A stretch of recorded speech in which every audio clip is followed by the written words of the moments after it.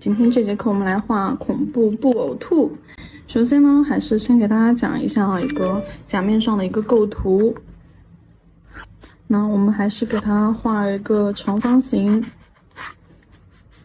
这个款式的话，因为之前是做在手上的，并没有去打过板。手上的甲型的话，我做的是一个长直方。所以说这里这一次我们打板也是用一个长直方的一个甲型，然后这个款式恐怖布偶兔在甲面上的一个构图比例，那我们是先把指甲分成3等份，分成一个3等份。兔子的话占我们整个甲面的2份多一点点呢，大概就占到这个位置上来。那也就是说这个兔子的话，我们整个甲面上占了2份多一点点，而上方呢就是一个镂空的地方啊，也就是它的一个背景环境。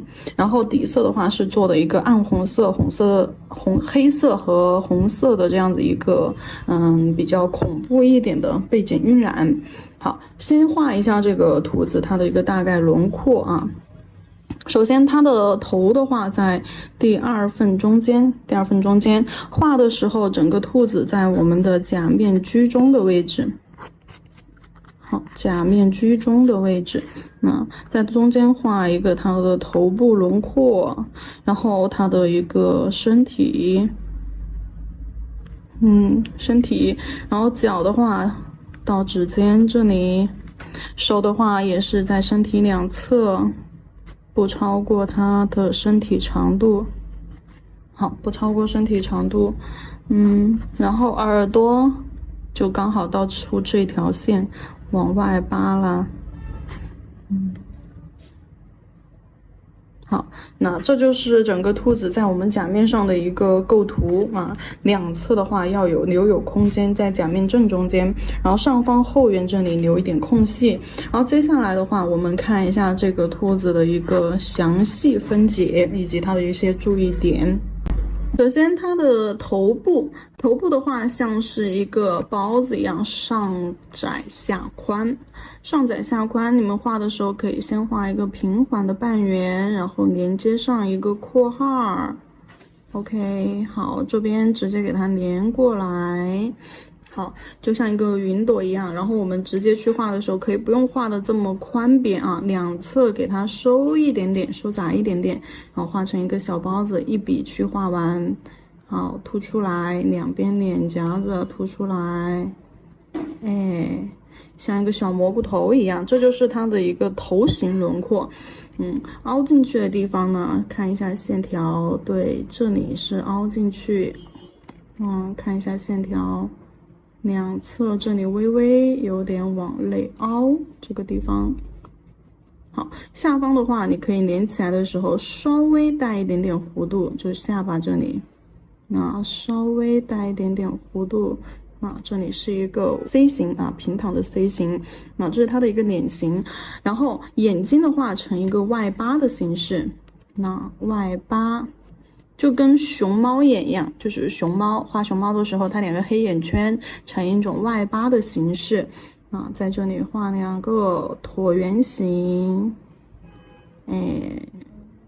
像个肚子，像个小腰子，像个肚子一样外八形式。然后这里微微有一点点凹进去，要顺着它的这个头部五官轮廓这里微微有一点凹进来啊。好，这边反向的。C 弧，凹进去。好，这里不要凹得这么明显，这个转折点就太明显了，稍微平缓一点弧度。好，这就是它的2个黑窟窿眼睛，需要加深的地方我们等一下再去给大家讲解啊。这里面全都是阴影部分，2个窟窿。好，这就是它的一个头部。接下来的话，我们来看一下它的身体。不管是它的耳朵、手脚，还是说它的一个肚子，全部都是水滴形啊，只是说宽窄长短不一样啊。耳朵也是水滴形，往外成一个外八。好，水滴形，下面窄，上面宽。往外成一个外八。好。那这里的话稍微靠拢，但是你也不用完全挤到一起，中间这里留一点空隙啊，这里就是头顶的位置，那在它头顶的位置，那稍微留一点空隙，不用说 V 字连成一起啊，它是成一个外八一样这样子啊，倒着的外八。好，然后这是耳朵，然后再看一下它的一个身体，身体的话稍微大一点，成一个 C 弧。身体是一个大的 U 型水滴，好，下面宽，上面窄啊，慢慢的去收拢线条，那这个地方去收拢啊，这里连接上它的脖子就要有一种被就是绳子，就是跟口袋用绳子勒紧的那种感觉啊，因为是布偶兔嘛。所以说它这里肯定是会连接着一些就是褶皱啊，这个线条的褶皱的话，就顺着这条线呈这样子散开式的啊，这样散开式往左边右边倒，中间慢慢回正啊，线条有长有短啊，就会感觉这里是被勒住啊，被捏住了，就跟拿一个纸巾来就是说示范一下。啊，明明是个平坦的纸巾，然后我们把中间这样子勒紧啊，勒紧之后，这里就会形成一种这种褶皱感。那这种褶皱感就是这种感觉，中间脖子这里是被掐紧了的。你不能画得太细，不能画得太细，也不能说就是说画得太宽。你别这样简简单单的连一个水滴，那这里扎太紧，这种也不行啊。然后你或者是你口袋弄得太宽呢，这里成了一种散开式的，那这种也不行，就刚刚好有一种微微的收拢，对，这个尖尖微微的收拢啊，留一点空隙，那这就是它的一个身体部分。然后手的话也是水滴，手的这个水滴的话，我们就可以沿着它的这个肚子轮廓来啊，连在它的这个脖子旁边。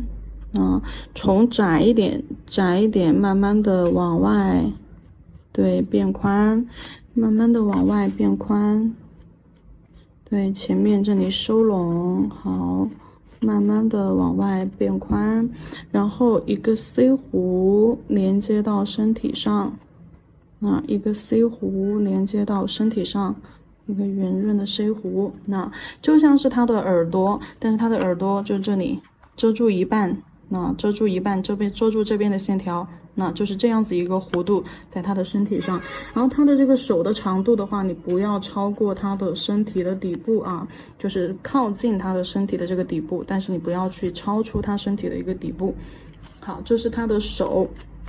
脚的话就是它的一个耳朵反向的，那反向的就是它的脚往这边，比如说画到这里吧。好，脚的话成一个外八啊，微微的一种外八形式摆开来啊，或者是你就垂直也行。那这样子收拢两个水滴，一个、两个啊，这样子垂直在它的身体下方。或者是成一个外八的形式也行。这个是它的肚子。成一个外八的形式，中间靠近下摆的位置散开，那这样子也是可以的，就是下宽上窄，这里是收拢的啊。好，这里呢就是它的一个细节的地方，然后我这里再画一个完整的兔子，就是整体连起来去画，再讲一下它身体上的一些细节部位。好。首先我们把它的头部画出来，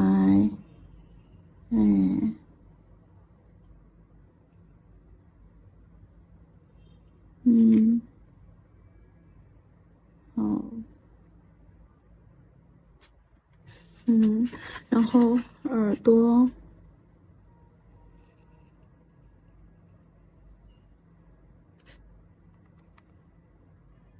可以长一点。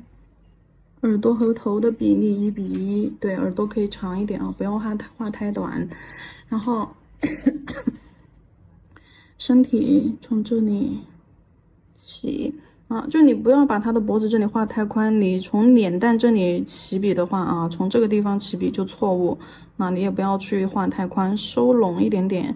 这个宽度的话，可能就是，刚好跟你耳朵这个边缘线啊，耳朵这个边缘线这个宽度差不多啊。对比到这里来，甚至比这个宽度还要再窄一点点啊。这是它的脖子的一个宽度。好，画一个。画一个水滴，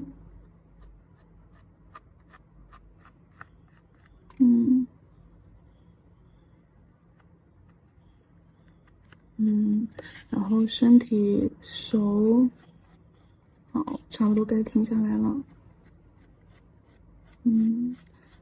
那差不多该停下来了，哪里该停下来了？就是他身体这里转弯，要将近转弯的这个位置，你就要停下来了。然后手 C 弧连接转下来，手 C 弧连接转下来，那就在他肚子转弯的这里一半的位置。好，这是他的手，然后他的脚，水滴就是那种软趴趴的垂直掉下来。就这种软塌塌的垂直掉下来。好，脚也很短啊，脚的话你就看手剩空间的大小啊，你们可以看一下它这个比例，脚是很短的哦，可以看一下身体的比例，也就是说它的身体占了这个两份的正中间是它的一个身体上占了一半，下占了一半，然后上面占了一半之后，剩下一半就是它的头部，然后下方身体占了一半，剩下的位置就是它的脚。好，这里画完了之后，我们看一下它的一个轮廓线，我们要怎么去勾它的轮廓啊？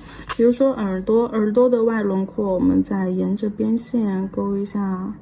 好，这里是它的耳朵的那个轮廓线，那这边的话。好，找上去，那这是它耳朵的一个轮廓线，然后接下来眼睛，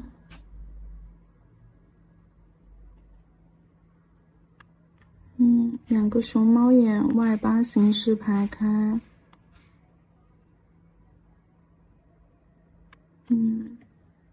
好，然后。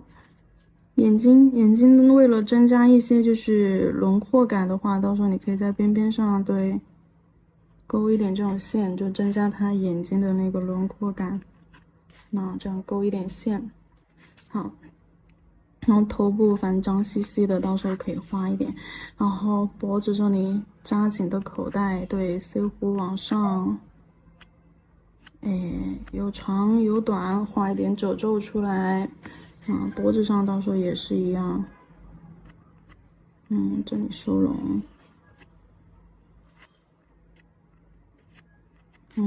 好，看这里就会有被捏紧了的感觉。然后身体上我们来画一个蜿蜒的曲折，就是闪电，电2下就好了啊。对，就在中间画一个这样蜿蜒的曲折。然后我们把该加粗的地方，可以把这个曲折的地方加粗一点比如说起头的这里然后到转弯的这里，加深加宽，加宽。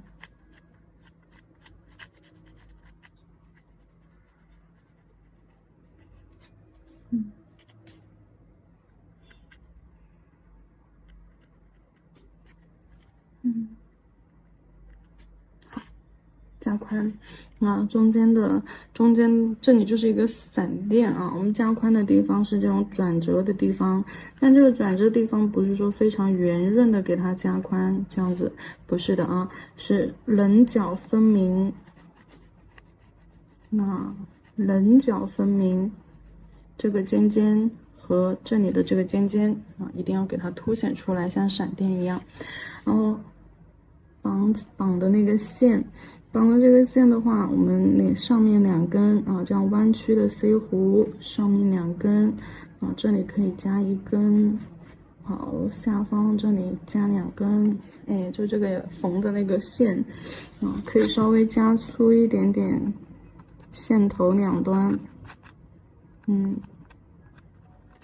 好，线头两端要有一种伤口结痂或者是那种伤口嵌进去的那种感觉，所以说加深线头的两端，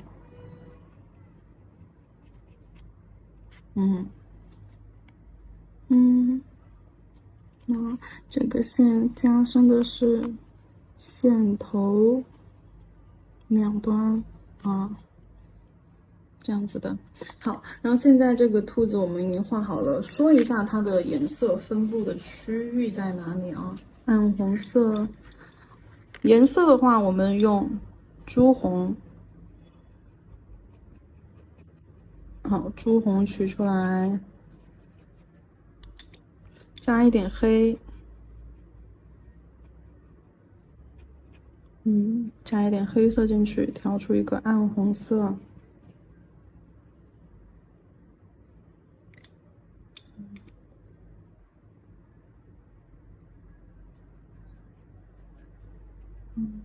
可以再暗一点点啊，就是很暗的那种，红的发黑。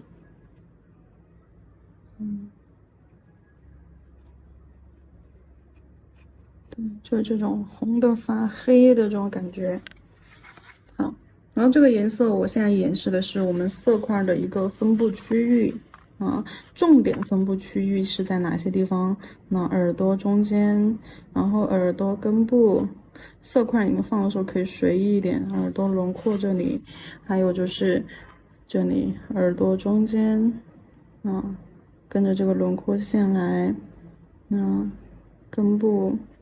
好，这是耳朵上的一个色块分布，头顶，头顶的话，我们就可以随意的，就是说扒拉开一些，加一点点这种色块褶皱就可以了啊。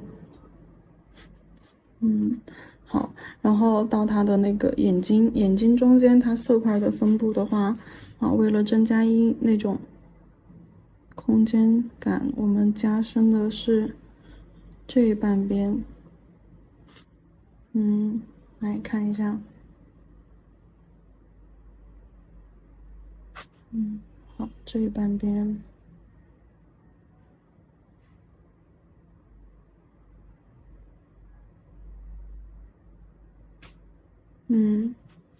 好，这边眼眶子旁边的这条线轮廓线，然后还可以给它加一点，就是血滴冒出来，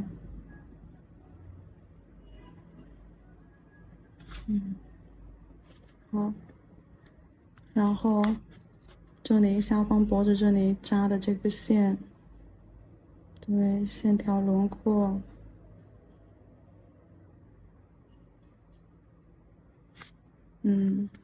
好，然后脖子这里直接加黑，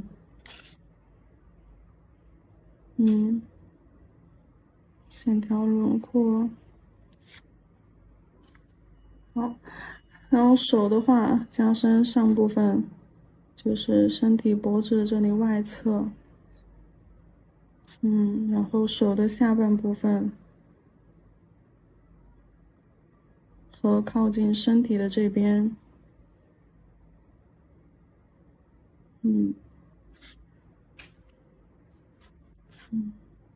这里手的尖尖上，这里手的尖尖上你可以留出来啊，或者是你加深上半部分，然后把手的那个尖尖部分这里留出来啊，只加深上半部分也可以，或者是你两边对称也行。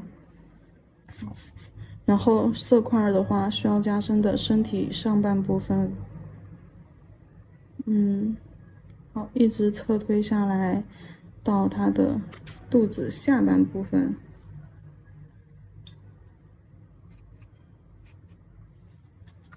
肚子下半部分在这儿，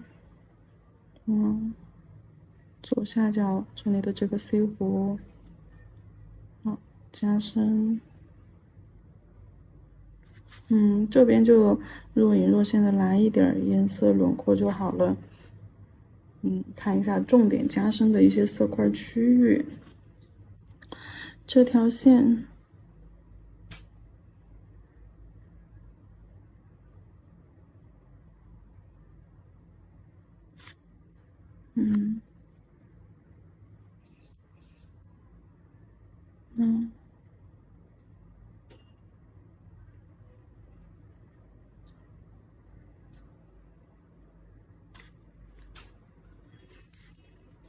好，然后脚加深它的内轮廓这边的线条，和它的脚尖外轮廓这里空出来。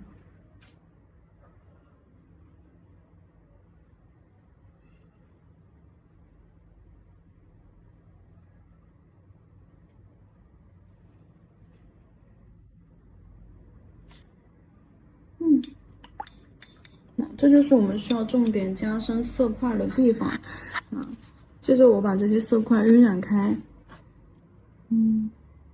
对，揉边边，轻轻的将色块边缘晕染开。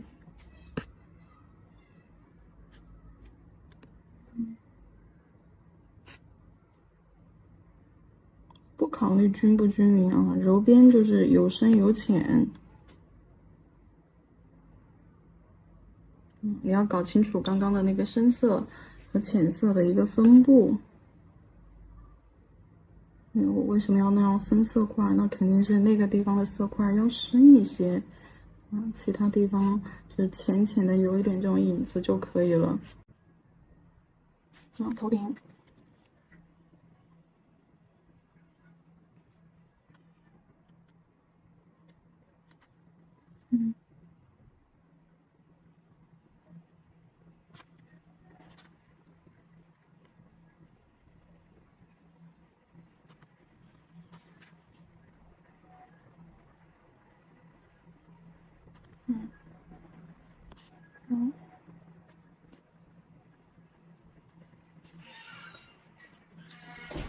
好，这边颜色边缘过渡一下。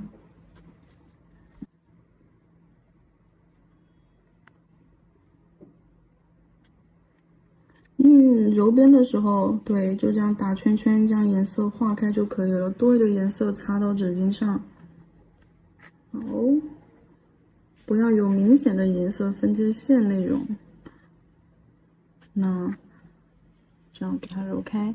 那你看，像这种留下了这种大小的色块边缘，有这种笔痕存在没有关系，这种感觉非常的好就很有那种血迹斑驳的感觉。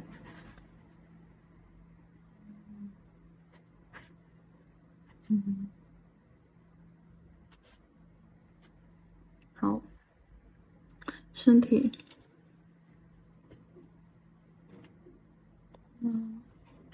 洗开，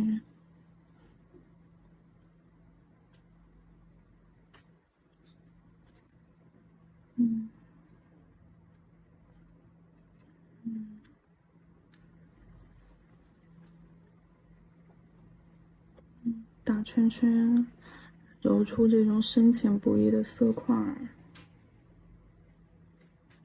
多的颜色擦到纸巾上，笔干了就打湿。这边颜色浅，这边颜色深。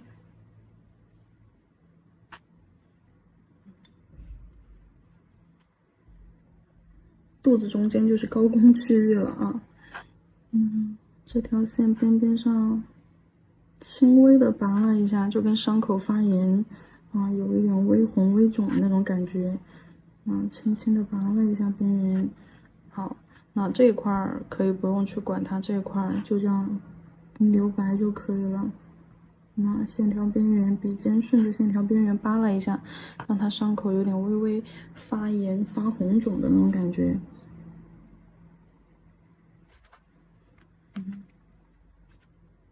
那包括就是这个线条，伤口两端就是揉这个地方，因为缝了线，那周围肯定会有一点点像发炎、发肿，对。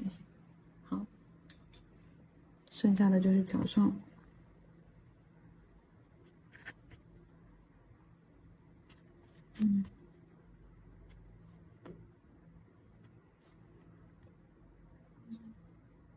颜色往脚尖儿和后面去推，往身体下方、腿根部和脚尖儿去推。多余的颜色拔了下来，拔了下来。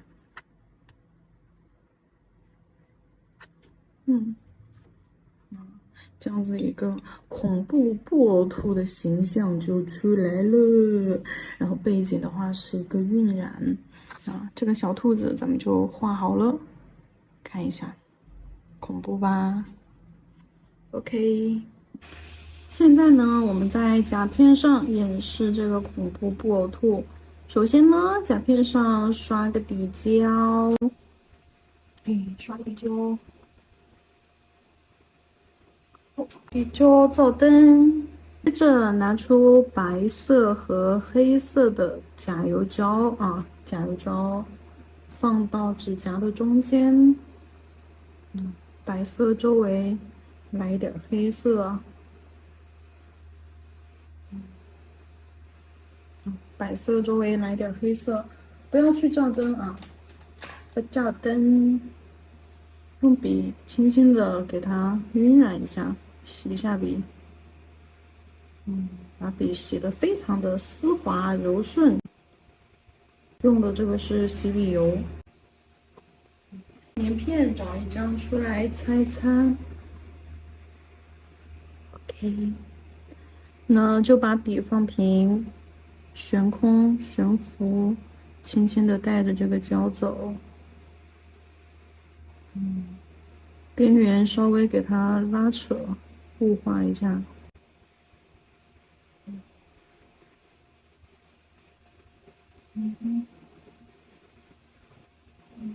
指尖的位置可以扒拉一点点下来哦。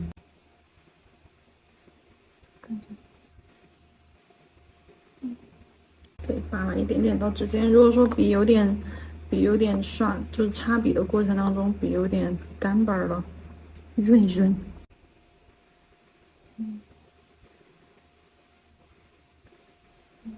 刷子一半在颜色上，一半在颜色外。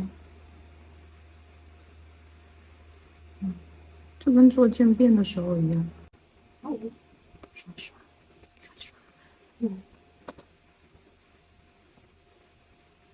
一半在颜色内，一半在颜色外。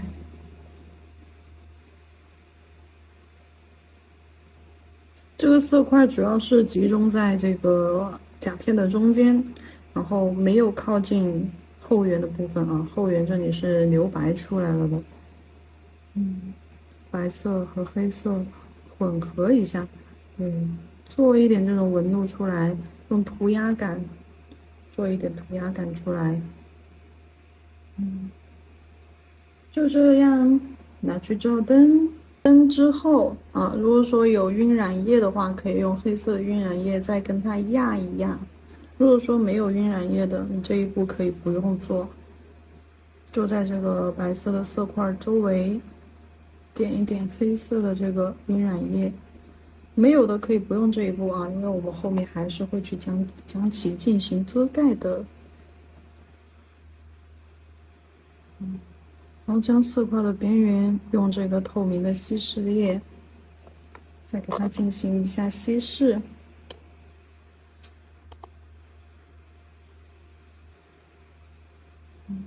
中间白色的这块一定要给它抠出来，没有擦浮胶的，没有擦浮胶，你直接在上面去刷的话，就会容易出现这种颗粒感。无所谓，反正我也只是想要让它，稍微将底下的基础的颜色进行一下遮盖，就看起来有点这种神秘感，神秘兮兮的颜色。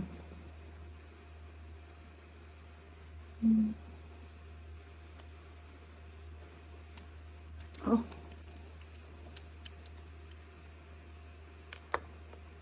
倒是指尖这个地方，我想擦一下。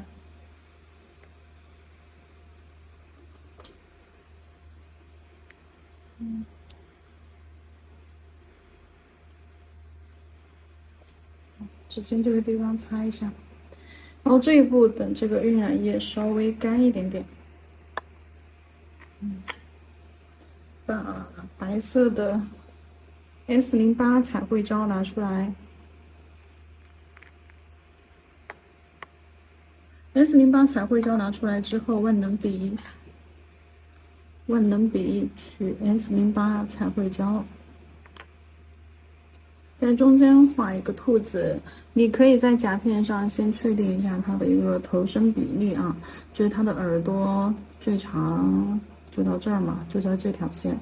那它的头部啊，就要在这个位置，身体、脚。好，夹片上画的时候，头身比例1:1哦，记住，头身比例1:1。画一个圆。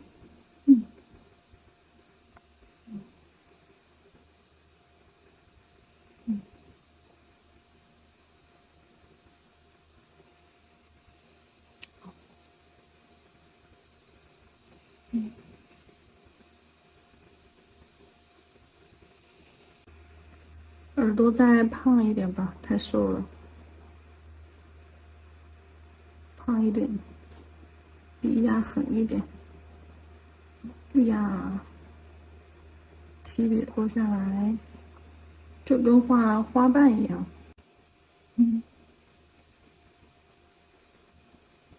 我手机换了一个角度，这个角度是不是看得更清楚一些，而且不容易虚焦？好，肚子，这个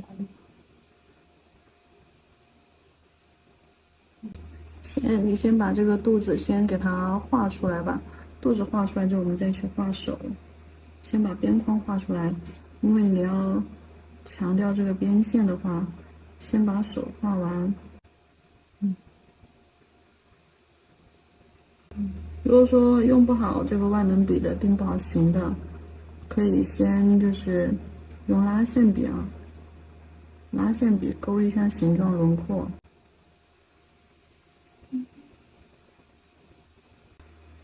这个时候你再去压一下肚子两边的轮廓。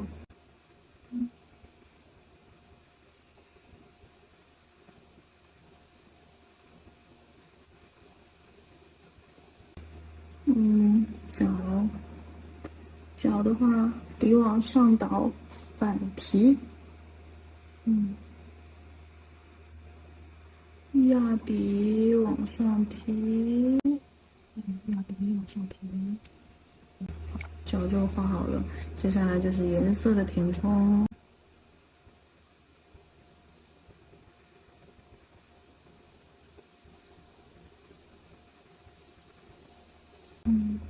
刷子换平，往下搭。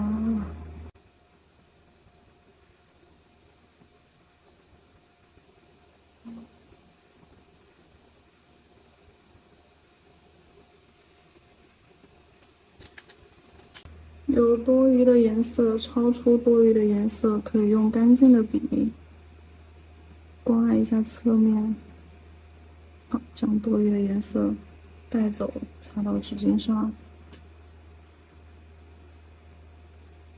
顺着线条轮廓的边缘去扒。拉线笔强调一下边缘轮廓。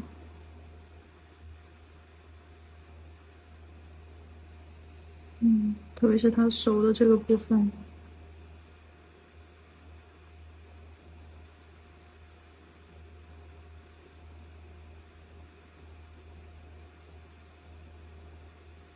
只要你不要超出它的就是肚子底下肚子的那个宽，就是长度就可以了啊，就不要超出底下肚子这个长度就可以了。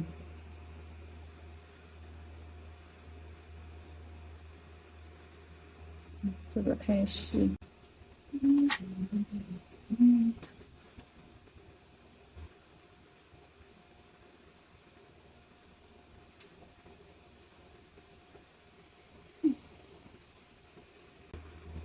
这里刚刚是碰到了吧？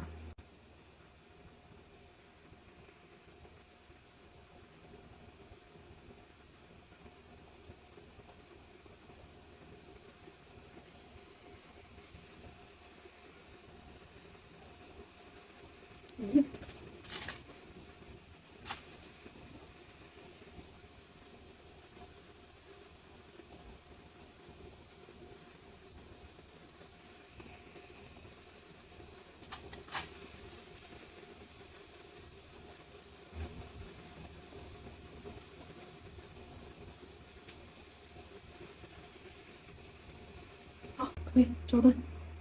刚刚在进灯之前，我看完了之后，我觉得它的脸有点大，脸有点大了，我想给它缩小一点。那给它缩小一点，对，感觉上有点大了。用干净的笔蘸一点酒精，擦一下，打湿一下，指尖上擦一下。这是另外一支万能笔。收进来。把底上的颜色用酒精给它擦掉，擦掉之后再一次沿着边缘搜刮进来。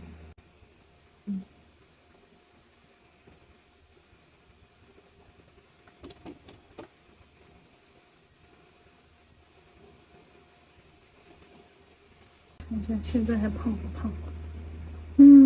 似乎好像也还可以，没刚才那么胖了。好，彩绘胶照完灯之后，水彩磨砂涂假面隔泥。只刷假面不包边哦。像这种比较长的指甲，你们可以先刷一半，对，先把下半部分刷完了，然后再从上往下拉下来。呀呼，白色好像没有照干呢。啊，无所谓，无所谓，没关系，不影响的啊。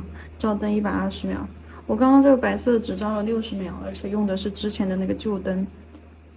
接下来我们来调一个色，因为这里的已经用完了。朱红，我要再加一点点这个，再加一点点这个颜色，啊，棕红色，这里我这个焦糖棕，加一点，然后黑色万众瞩目。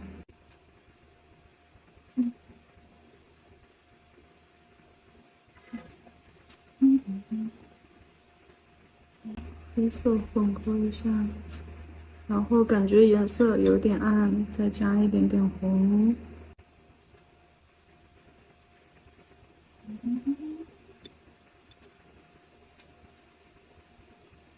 好，调完颜色了，按照我们刚刚说的那个颜色分布啊，去加颜色。先来第一层。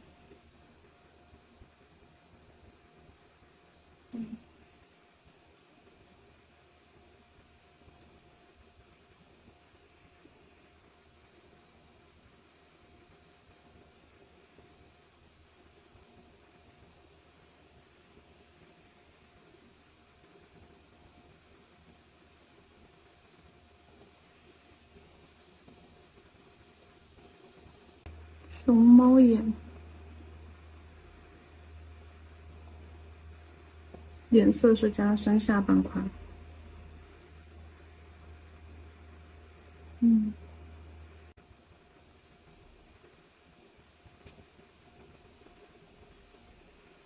加紧它的脖子。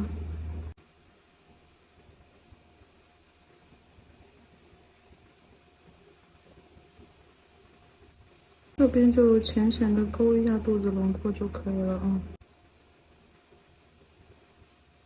等等，动色区。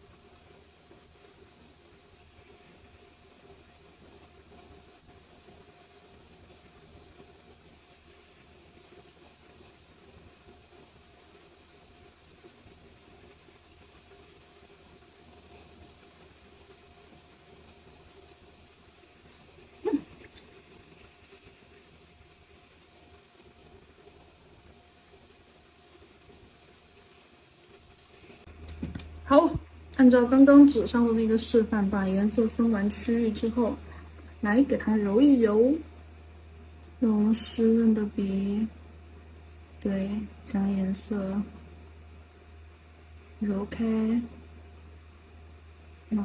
放色块的地方，你要记住颜色是最深的。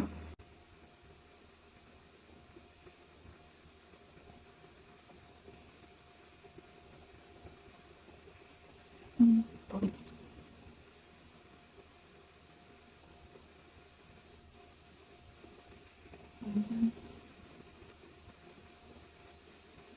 眼睛中间。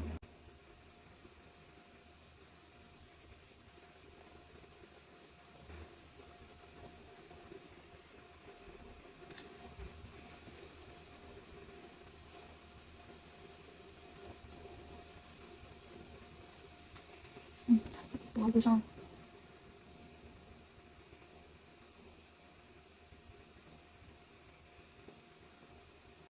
一定要留出干净的地方啊，就有些地方那是不能够碰到的。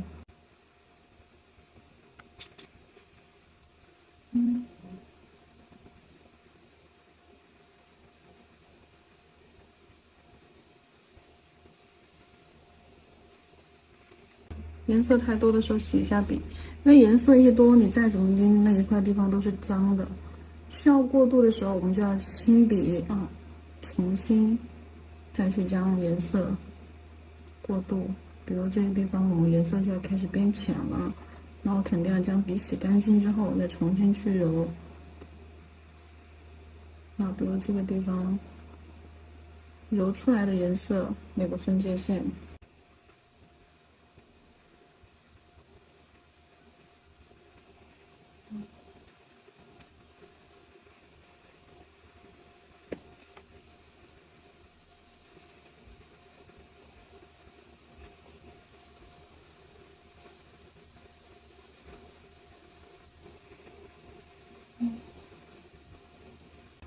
倒过来，笔尖指向深色处，这样子去推，这样可以保证浅色区的地方干净一些。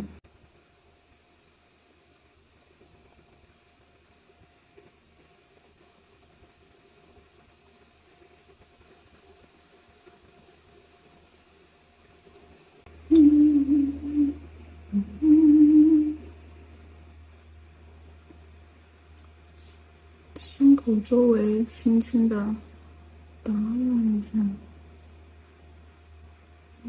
制造有一种发红发肿的那种感觉。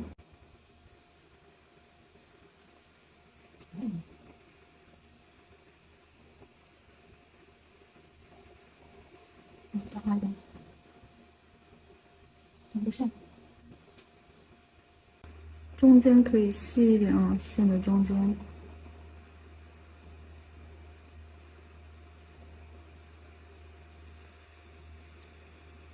好，轻笔，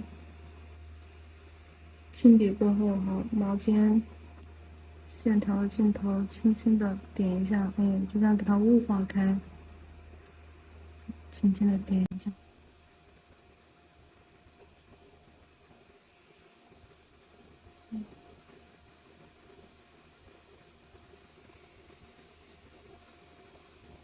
为了让它更恐怖一些，我们还要加一点点啊，再加一点点。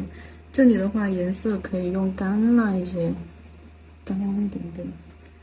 我先把眼睛下面留的那个，哎呦，哎呦，血痕。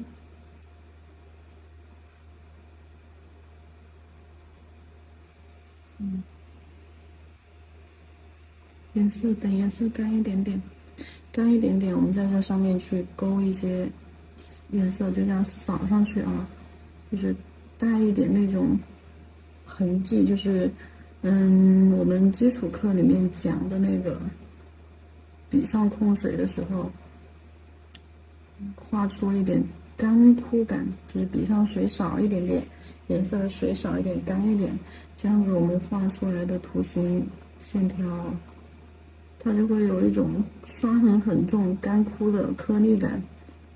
我们就是要这种效果，就感觉这个血就有一点点开始干枯了的那种感觉。好，就像干拉拉的给它刷在上头。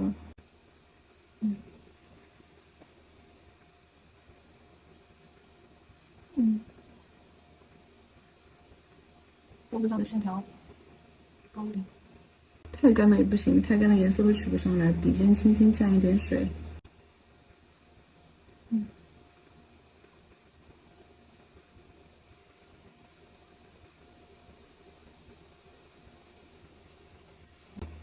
脏脏的，破败感。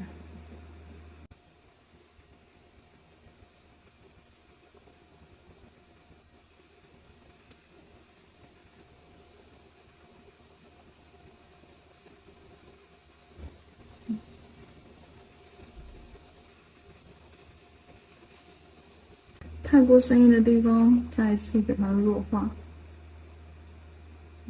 比如说头顶上这块，我们可以让颜色就这样揉的不均匀一些。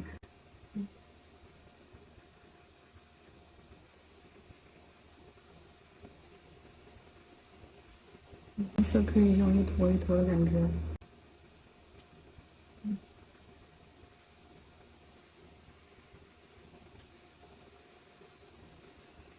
好了，上完色基本上就是这种感觉，恐怖不呕吐。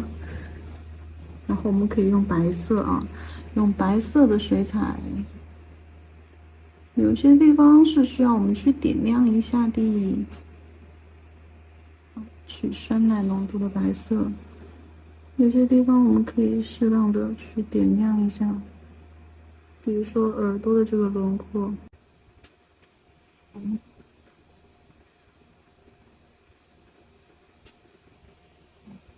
这边脸蛋子的轮廓。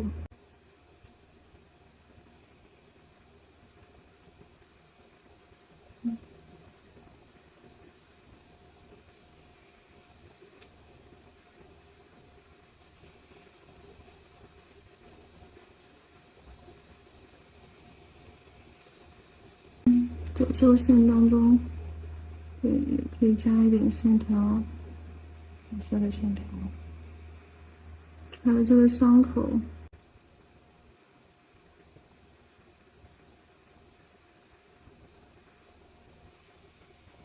是不是感觉更立体了？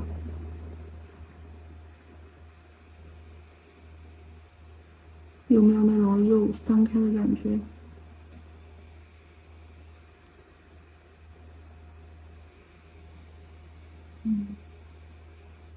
加了白色之后更恐怖了。就往浅色区去加。你加的时候，你其实也能看得出来哪些地方是浅色。边线在哪里？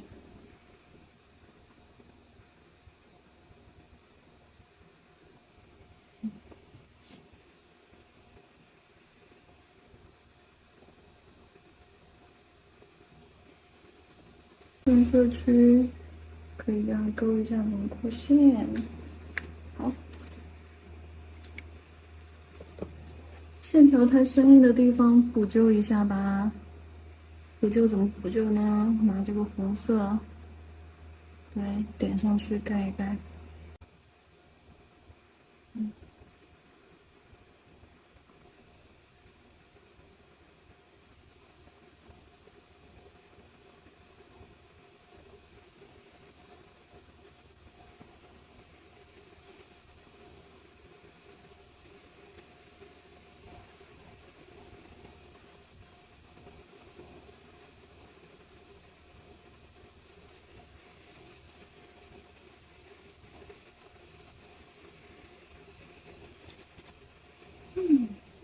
蛮恐怖的。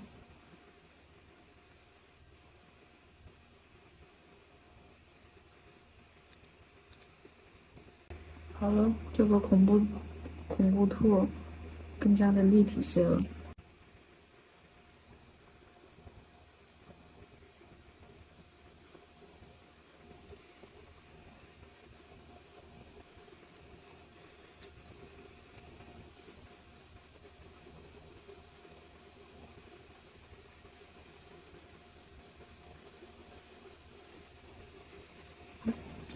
等这个兔子干一点啊，接下来我们加深一下它周围背景的颜色。也就是说，我刚刚说过，如果说没有黑色晕染液的没有关系，对不对？因为我们后面始终还是要加上它周围的一个背景颜色的。好，用这个颜色在周围的背景上染上一层暗红色。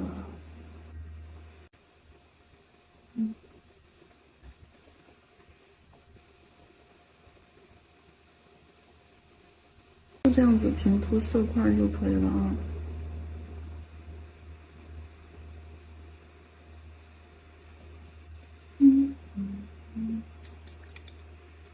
靠近兔子这边的水圈弱化一下，对，往外去推，形成新的一种水圈。往外。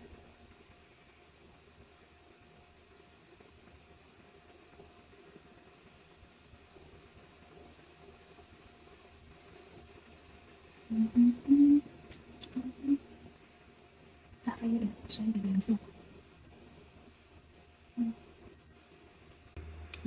做个层次出来。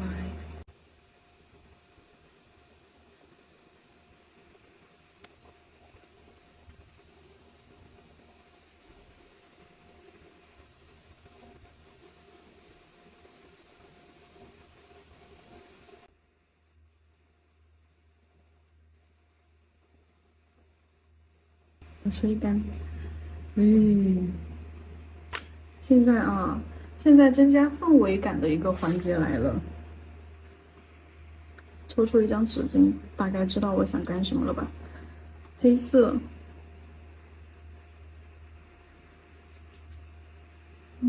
浓一点的黑色，浓稠一点的黑色，笔尖笔腹吸满颜色，拿一张纸巾隔绝一下。好，拿一个小布片，敲打一下笔杆。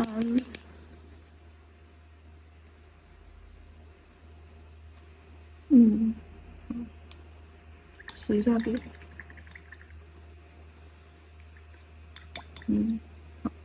黑色稍微干一点，我们再取一点白色。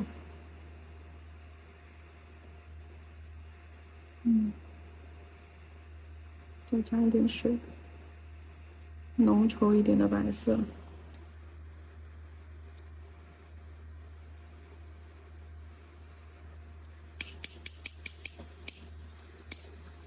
拨动一下笔毛，敲打和拨动笔毛出来的这个墨点效果是不一样的啊。技法课里面也有讲过。好，这是增加它的一个氛围感。好，洗笔，清水洗即可。侧的。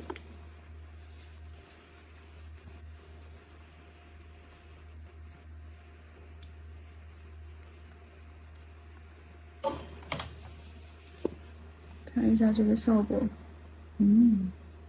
蛮好的。外面的，如果说你还要增加一点氛围感，你可以在外面的背景布上面，对，也画一点这种，就是像补丁一样的线条。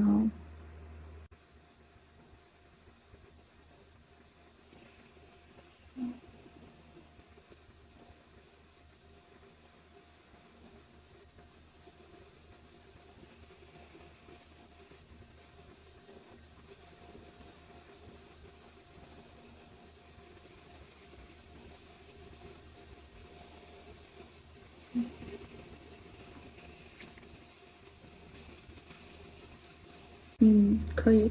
好，接下来的话就是擦周边喽。擦一下周边多余的水彩，看一下有没有溢到夹片两端的，安全位置擦出来，我们再去封笔胶。款式还未结束啊。笔胶整甲全涂，氛围感绝了。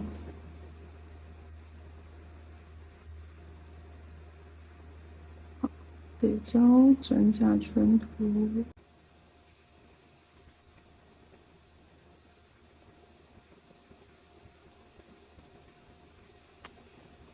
有拿去照灯，照灯时间30秒，给大家看一下细节。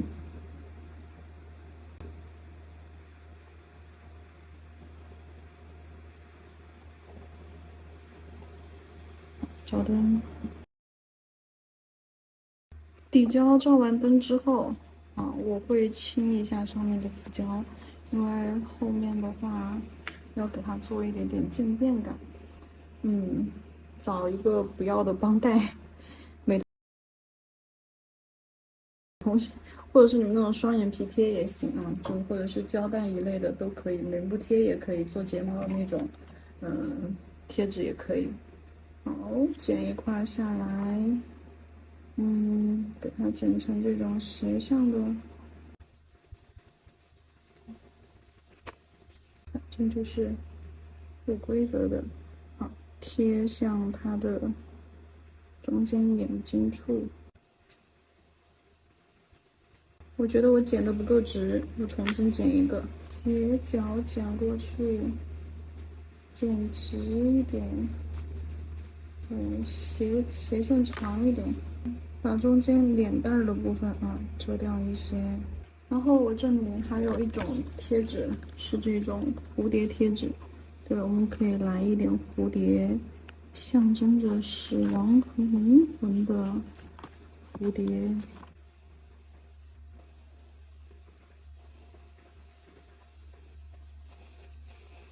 先轻轻的贴平人。S08和 S09罐装凝胶取到调色盘上。S08、S09彩绘胶也可以啊，或者是这种罐装凝胶也可以。拿出一块海绵，这里你们可以用喷枪，可以用海绵，都行啊，甚至渐变粉都可以啊。白色，拍。在这张纸的旁边，感觉颜色有点太深了，过渡一下。